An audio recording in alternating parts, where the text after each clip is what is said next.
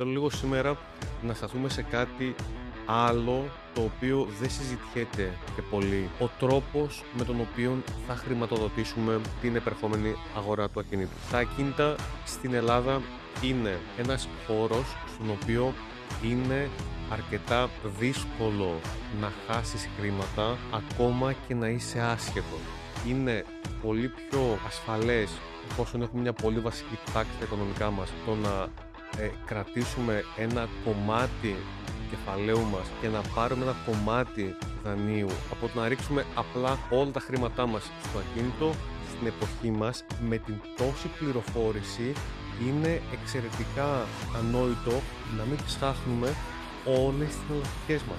Άρα ο τρόπος με τον οποίο θα αποκτήσω ένα ακίνητο είναι όχι λιγότερης σημασίας από το ποιο ακίνητο θα είναι, που λέγαμε στα προηγούμενα βίντεο.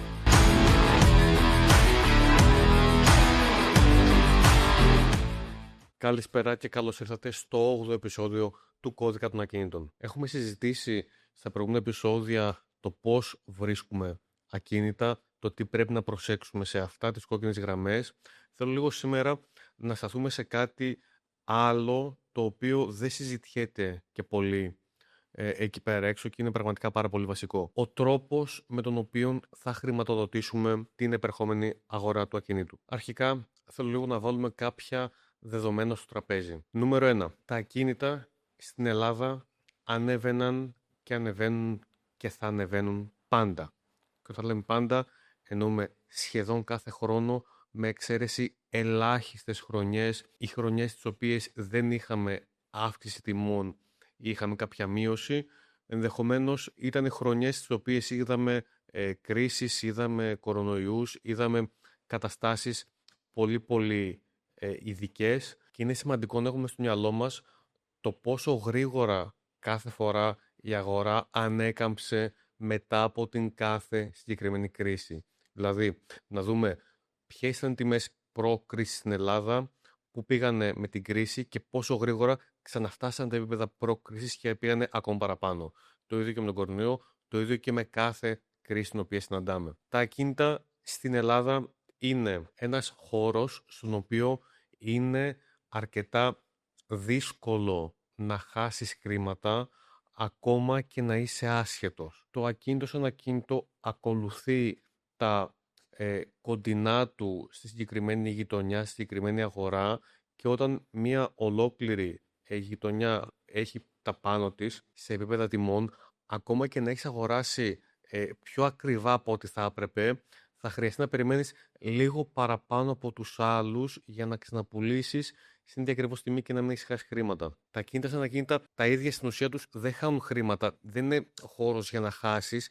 Θα χάσεις εάν έχεις λάθος ανθρώπους δίπλα σου και είναι πιο πιθανό να χάσεις χρήματα από κακή ανακαίνιση ή επειδή έχεις γενικά χρησιμοποιήσει λάθος επαγγελματίες γύρω σου. Τα γύρω-γύρω είναι αυτά που μπορεί να σου κοστίσουν και όχι η ίδια η αγορά του ακινήτου. Όταν λέω κοστίσουν, εννοώ προφανώς να σε ζημιώσουν στο τέλος της ημέρας. Τώρα, το ποιος είναι ο πιο σωστός ή ασφαλής τρόπος να πάρει κάποιος ένα ακίνητο.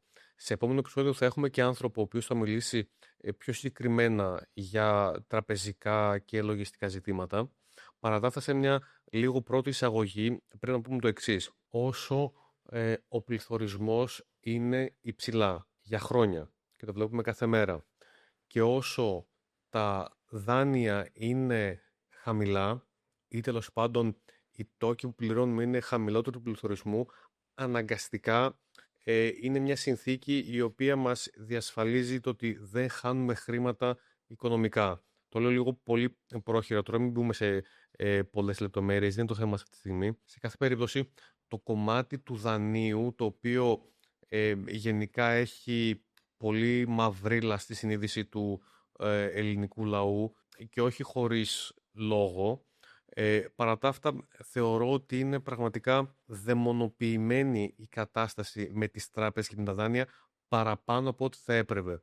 Και δεν το λέω γιατί έχω κάποιο συμφέρον ή πουλάω δάνεια, το λέω γιατί μαθηματικά αυτό βλέπουμε κάθε μέρα. Δηλαδή είναι πολύ πιο ασφαλές, εφόσον έχουμε μια πολύ βασική τάξη στα οικονομικά μας, το να κρατήσουμε ένα κομμάτι του κεφαλαίου μας και να πάρουμε ένα κομμάτι δανείου για το όποιο ακίνητο, είτε είναι αυτό στο οποίο θα κατοικήσουμε, είτε είναι επενδυτικό ακίνητο, από το να ρίξουμε απλά όλα τα χρήματά μας στο ακίνητο και μετά να πιεστούμε πάρα πολύ στην καθημερινότητά μας. Επίσης, στα πλαίσια αυτού πρέπει να ξαναπούμε κάτι το οποίο έχει υποθεί αρκετά τα τελευταία χρόνια στο διαδίκτυο και στα social media.